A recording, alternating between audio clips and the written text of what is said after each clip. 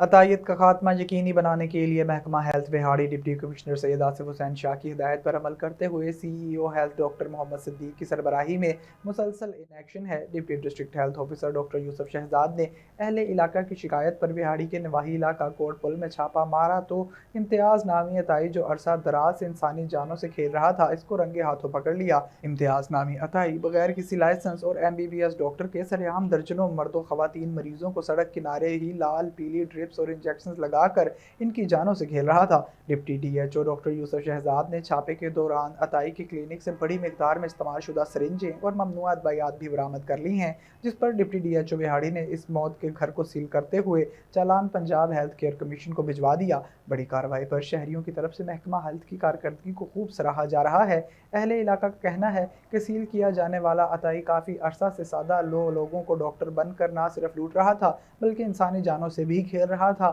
Deputy DHO doctor Yusuf Shahzad کا کہنا ہے کہ چاہے کوئی بھی عطائی ہو بچ نہیں سکتا اور بلا تفریق کارروائیاں جاری رکھیں گے تاکہ عطائیت کا مکمل خاتمہ کیا جا سکے۔